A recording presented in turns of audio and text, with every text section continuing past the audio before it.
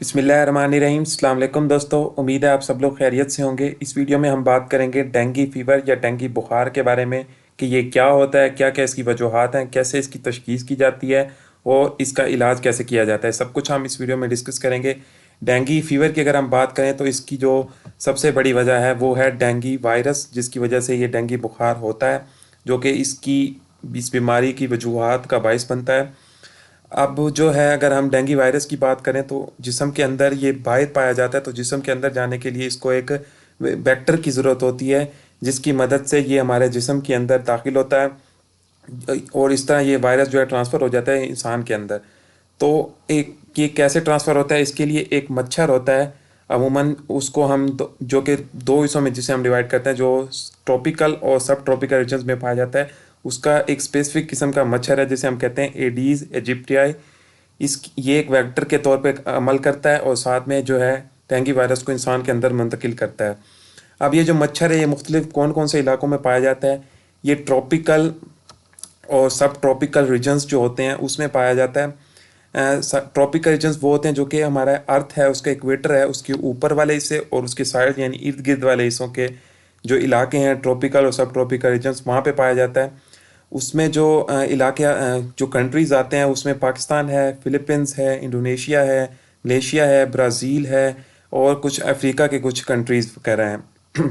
अच्छा, इसके अलावा जो है टेम्परेट रीजन्स जो होते हैं अमूमन, जहाँ पे टेम्परेचर या जो दर्जे हरारत है वो काफ़ी हद तक कम रहता है, तो वहाँ पे जो है एक और किस्म इसकी पाई जाती है जिसे हम कहते हैं एडीज एल्बोप्टिकस।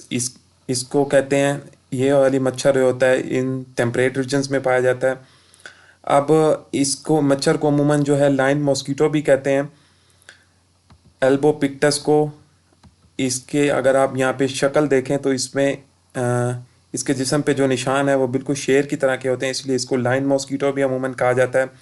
ये जो है टेम्परेट रीजन्स में पाया जाता है। इसके अलावा कुछ ऐसे इलाके हैं जैसे यूरोप और अंटार्कटिका जो है, ये वाले वो जो इलाके हैं, ये ऐसे दो इलाके हैं जहाँ पे डेंगू वायरस जो है बिल्कुल भी नहीं पाया जाता, यानी ऑब्सोलीट हो चुका है, क्योंकि ऐसे तमाम इलाके जहाँ पे टेम्परेचर दर्जा हरारत 10 डिग्री या उससे कम होता है, तो वहाँ पे चांस होते हैं कि ये डेंगू वायरस जो है बिल्कुल नहीं पाया जाता, वहाँ पे ऐसा कोई इन्फेक्शन देखने को नहीं मिलता।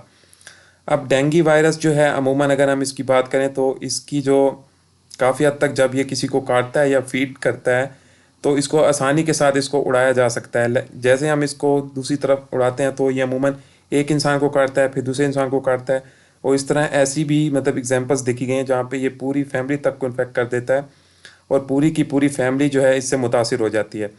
अब डेंगू वायरस की अगर हम बात करें तो इसकी बेशुमार सीरोटाइप्स पाई जाती हैं। अमूमन इसकी 4 टीओटाइप्स हैं जो कि मेन इन्फेक्टिव होती हैं और चारों की चारों जो हैं वो पाकिस्तान के अंदर पाई जाती हैं। इसीलिए इस कंडीशन को कहते हैं हाइपर एंडेमिक, यानी ऐसी कंडीशन जिसके अंदर चारों की चारों जो सीरोटाइप्स हों किसी भी वायरस की वो पाई जाएँ, उसको हाइपर एंडेमिक कहते हैं। एक और टर्म का भी आपका नाम सुना होगा, एंडेमिक, जिसमें जो होता है अगर किसी भी जगह पे किसी भी वायरस की एक ही सीरोटाइप पाई जाती है तो वो एंडेमिक में आती है। और एपिडेमिक वो होता है जहाँ पे दुनिया की एक महदूद खित्ते में अगर कोई इन्फेक्शन हो जाए तो उसको कहते हैं एपिडेमिक। और पेंडेमिक वो होता है, जैसे आपने कोरोना वायरस का नाम सुना होगा, कि कोई भी इन्फेक्शन या वबा पूरी ही दुनिया में फैल जाए, उसको लिपेट में ले ले, उसको पेंडेमिक कहा जाता है।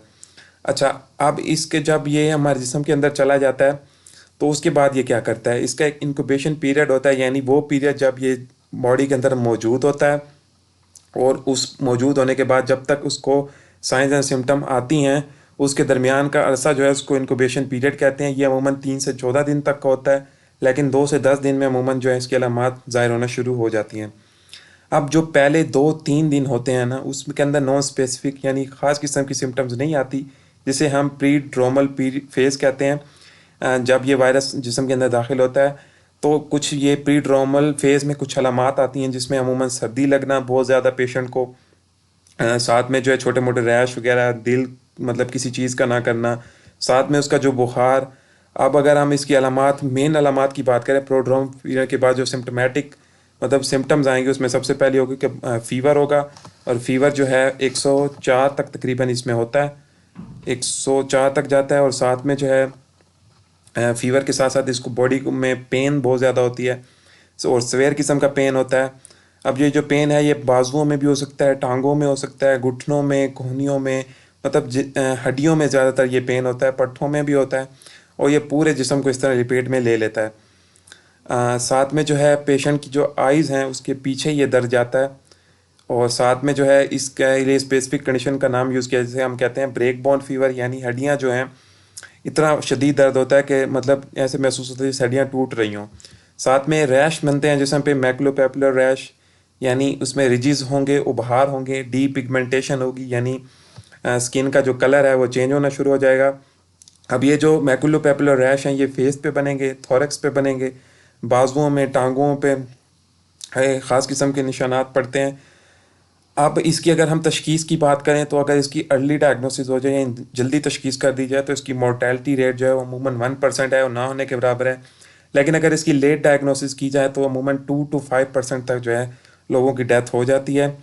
इसीलिए और ऐसे लोग जिनके इसका बिल्कुल ही इलाज ना किया जाए तो 20% तक जो है अमवात की रेशो है, और 100 में से यानी 20 लोग जो है आसानी के साथ इसमें मर जाते हैं।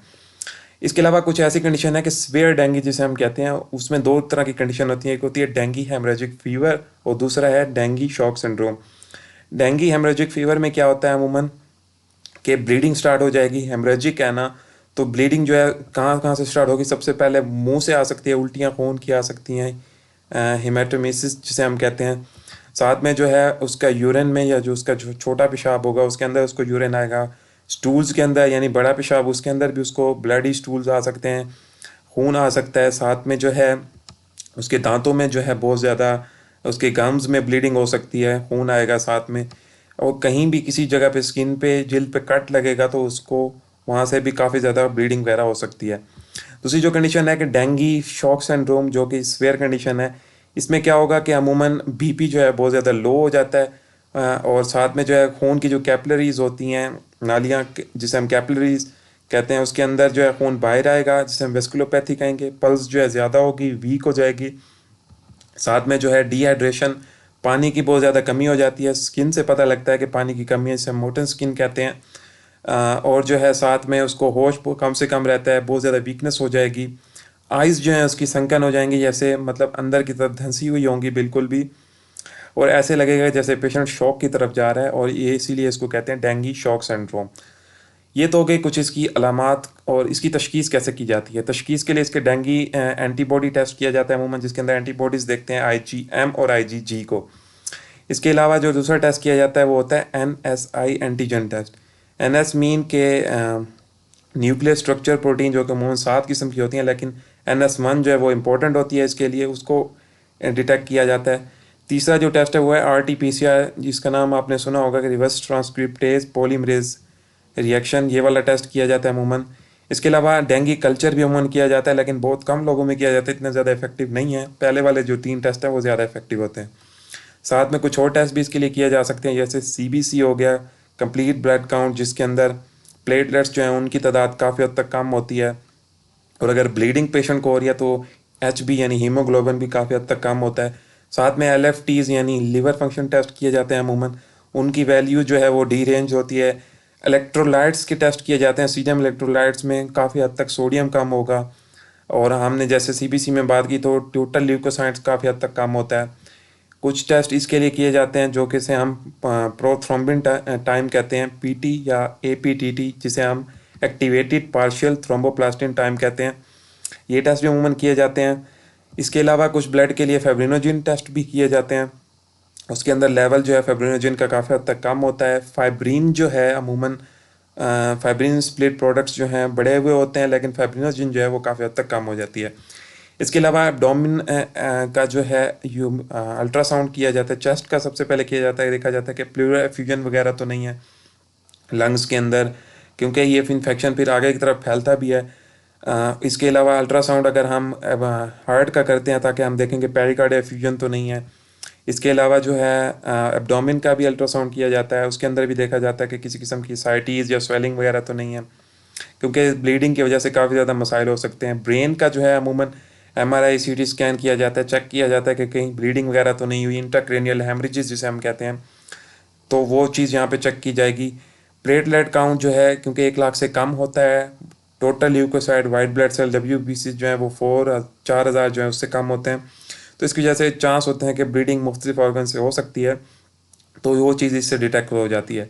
ये तो हो गई तशखीस। इलाज कैसे किया जाता है इसका? इलाज जो है अमूमन इसको बॉडी फ्लूइड्स दिए जाते हैं, ओरल रिहाइड्रेशन की जाती है, यानी पानी ज़्यादा ज़्यादा दिया जाता है ताकि वो पानी की कमी पूरी हो। लेकिन अगर हालत बहुत ज़्यादा ख़राब हो तो हॉस्पिटल में जाना पड़े, तो इसको फ्लूइड्स की ड्रिप्स लगती हैं ताकि पानी की कमी पूरी हो। ब्लीडिंग हो रही होती है तो हीमोग्लोबिन जो है डेफिनेटली कम होगा, तो ब्लड ट्रांसफ्यूजन की जाती है ताकि खून की कमी को जो है पूरा किया जा सके। इसके अलावा PT और APTT जो हमने देखा डीरेंज थे, तो खून की जो खून पतला होने का मसला होता है, तो साथ में फ्रेश फ्रोज़न प्लाज्मा अमूमन दिया जाता है ताकि खून जो है वो काफ़ी हद तक बेहतर हो जाए। और ऐसे तमाम पेशेंट जिनमें प्लेटलेट्स जो है कम हो रहा होता है या जिसकी ब्लीडिंग हो रही होती है, तो उनको प्लेटलेट कंसनट्रेट दिया जाता है ताकि उनको ब्लीडिंग कम से कम हो और प्लेटलेट की कमी को भी पूरा किया जा सके। तो कुछ इन तरीक़ों से डेंगू वायरस की ट्रीटमेंट और इलाज तशख़ीस की जाती है। आई होप डेंगू वायरस से रिलेटेड आपको इन्फॉर्मेशन काफ़ी हद तक यूज़फुल लगी होगी और काफ़ी हद तक आपको इसके बारे में जानने को मिला होगा। वीडियो अच्छी लगे तो वीडियो को लाइक कर दें, अपने दोस्तों के साथ शेयर करें, क्योंकि ये काफ़ी कॉमन चीज़ है और बहुत ज़्यादा लोगों को इसकी इन्फॉर्मेशन होनी चाहिए। चैनल पे न्यू है तो चैनल को सब्सक्राइब कर लें। इस वीडियो के डिस्क्रिप्शन में आपको सोशल मीडिया अकाउंट्स के लिंक्स मिल जाएंगे, वहाँ जाके लाजमी से फॉलो करें। मिलते हैं नेक्स्ट इसी तरह के किसी और टॉपिक के साथ, तब तक के लिए खुदा हाफिज़।